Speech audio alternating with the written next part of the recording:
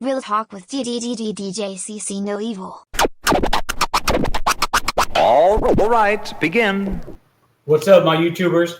All right, so check it out. So today, sorry, I didn't go on last night. I wanted to go on last night and play a mixture of some music, but I might go on later on today. Depends. Being that my grandkids started, their youth football cheer preseason today. But today, what I want to talk about is a couple DUI incidents. First, I'm going to start off with one that happened years ago. My oldest son, he had Mexican, when they throw a kids party, it's more for the adults.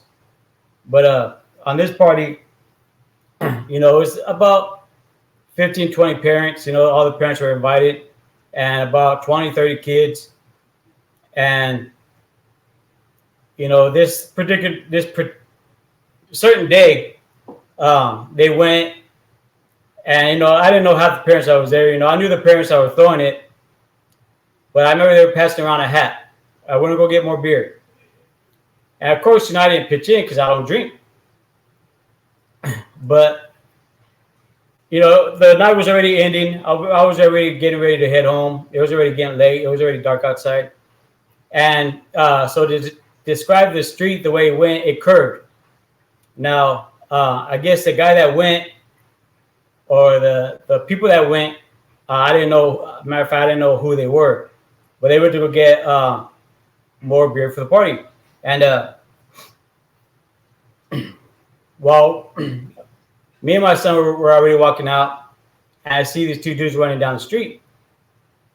And so, I was like, what the fuck? Well, what happened was he went around the curve and he hit the back of a car. It was a parked car. And he went and called his wife. His wife ran over there. And she wasn't drinking. She was going to be a designated driver, which she should have went and got the beer. But in this case, she didn't go. He went because he had said that he was fine to drive. But he rear-ended a car on the curb. So, the cops were called, and the cops got there.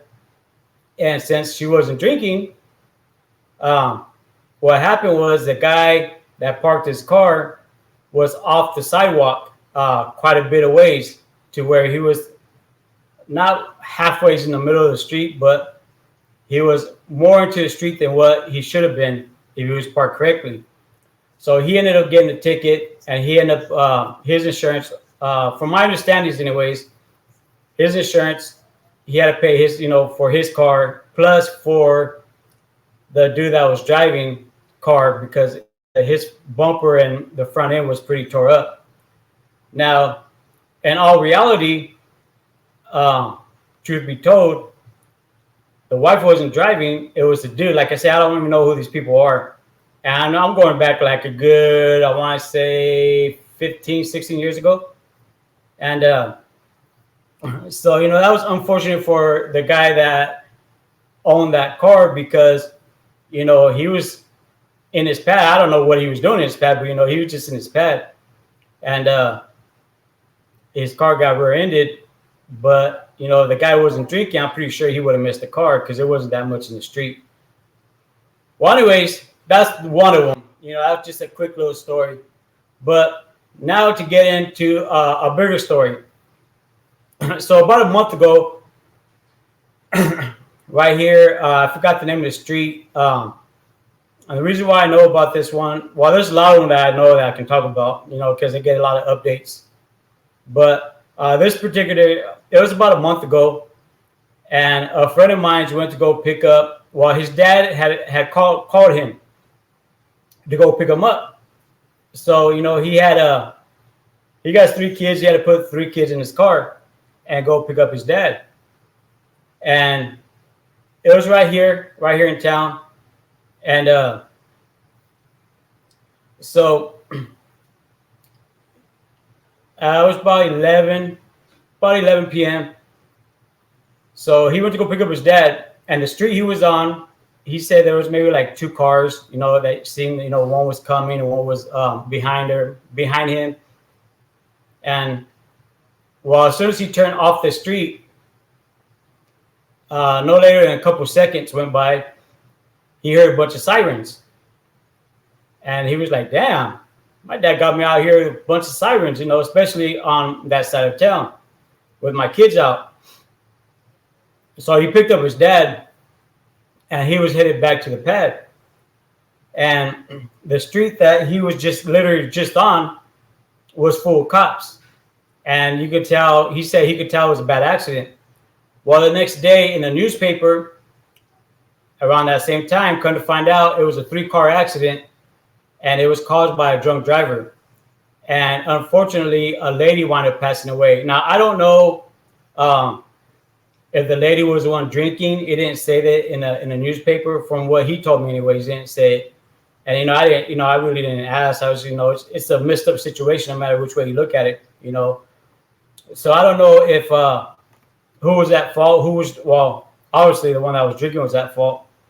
But I don't know if the one that was drinking was the lady that died, or he was or whoever it was that was drinking was in another car. But it was a 3-car accident. And the crazy thing is that he had just barely missed that accident, because as soon as he turned off the street, a couple seconds later after he turned off the street, he heard the sirens go off. So he must have literally just barely missed that accident. And this happened about 3 weeks to a month ago when he was telling me this. And I wanted to get on then when I first found out about it. But, I'm mentioning it now because, it sucks for me because I was hit by a drunk driver and it left me completely blind and so much more. And it makes me feel, well, I don't want to say less of a father, but I can say it kind of does. It makes me feel less of a grandfather, for the fact being that, my grandbabies are starting cheering football, and I can't enjoy them. I want to be at their games, don't get me wrong, I want to be there. But I can't, enjoy them watching my grandson play football, watching my granddaughter cheer on the sidelines. And so, that brings me up to this next accident. Now, I heard about this accident a while back ago, but my daughter was reading me. They just released it about 2 days ago, and my daughter was reading it to me. I remind you, my daughter's she's only 14, but man, she's trying to understand her reading with how fast she reads. It's like listening to hitting fast forward button on a tape cassette and trying to understand what they're saying. She was reading it hella fast. So I was trying to understand what she was saying, catch the name. So, it's all public. They just released it. So what happened with this incident, there was a party in Ceres. For those that know Ceres, California. It's pretty much connected to Modesto, like Lodi and Stockton, like San Jose, Fremont. So it was a party in Ceres, and this guy, I want to say he was in an SUV, but he was drinking the whole night. And when he left, I guess the people at the party was telling him from the report. It was on the report. They released it, and the people that were at the party were saying that they had told him not to leave because he was drunk, and he grabbed his keys. And he made a joke of it. I don't know if he made a joke of it or he was serious. He was pissed off. I don't remember. She was reading so fast. But he had said that, you know what? Fuck it. I'm going to die anyways. I want to fucking drive home. So, and it didn't say those exact words, but, the way she was reading it, what he had said to the people that was at the party, I want to die anyways. I'm driving home. So, and this individual was from Modesto. I guess he was coming back to Modesto, but he was taking back roads. And so the witnesses, the accident happened on Faith Home Road. And he had ran the stop sign going way over the speed limit. And he ended up going through a backyard, tearing through the fence, going straight into a home.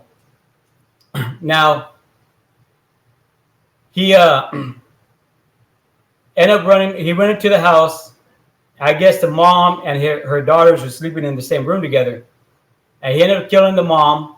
He killed a 4-year-old girl. I want to say a 6-year-old girl. And the 10-year-old girl died a week later because of her injuries of that incident. And, you know, like I always say, you know, it's not an accident.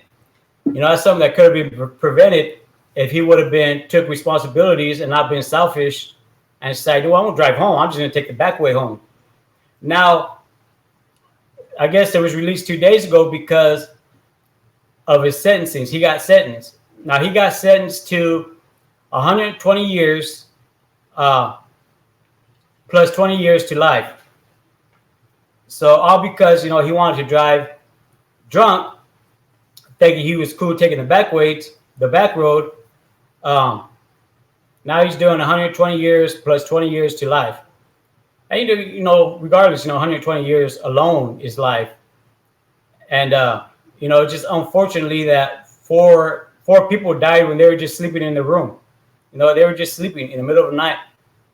And you know, a drunk driver decided, you know what, I want to drive home. I'm just gonna take the back ways. You know, I'll be cool. And now only his life's ruined. His family's life. I don't know. He had kids. I have no clue. I know it said in the paper. I don't remember. I think it said he had a daughter, so I'm not too sure. But now I don't know if she was a single mom. It didn't say in the papers, or if the husband was working. I have no clue where the dad. It didn't say, from what my daughter was reading from the report, it doesn't say nothing about that. It just said that the mom and 3 little girls died because this drunk driver ran over the fence in the backyard into their house. And you know, that's just something, you know, I want, you know, to get on and talk about real fast, because you know, now you know, it affects now their families and their dad and everybody around that, you know, their circle is getting hit hard due to this. Now, here's the thing that it doesn't say in the papers, and there's something that I would like to know, what I would like to find out more about, is if the judge ran, because he got charged for four cases of murder. Now, the judge run it all concurrent, and if that's the case, then he's only doing 25 years to life plus 20 years. And see, you know, that's the question. And the reason why I'm getting on and speaking about this is because, like, for example, today, my grandkids got their first preseason game, and I'm not sure where it's at. Luckily, my youngest son is the coach, and my wife, you know, she's gonna be out there. And like I said, I don't know how the field is, if there's bleachers. I have no clue, because I can't be walking with my leg because of the incident I was in when I got hit by a drunk driver. You know, I can't be, my foot's not made to be walked through potholes and dirt and grass and all that. So, you know, I didn't get to go because I can't be do a lot of work walking, especially on grass and dirt. Now, if I knew the place where they're going to be at, if it was on bleachers or in a stand, you know, I would have gone. Cool. You know, I can use my cane and walk up some steps and stuff. But being that I don't know where it's at, you know, but it sucked because, you know, just pretty much, it's not, you know, it hurts me because I feel like, you know, I'm not being the grandfather I know I could be. And my grandkids too, you know, they're not getting the grandfather that they should have. And, you know, so like I say, you know, my accident's going on almost 4 years now. And, you know, we're still being affected by it. And now it's, you know, it's trickling over to my grandkids being affected by it as well. As, you know, well, anyways, let me know. So I know football is coming on next. Preseason starts next weekend. Preseason starts next weekend. And that means Sunday night football is going to be starting. And as a matter of fact, I'll get back on tomorrow. And this way you guys can let me know if I should change my Sunday night oldies or my oldies night on a different night, because Sunday night football is coming on now. But I'll talk about that tomorrow. I'll talk about that Sunday. And everybody have a blessed weekend. And remember, make sure you tell your loved ones you love them before you leave your house, because you're not guaranteed to make it back home. And be a blessing and stay blessed. I'm out.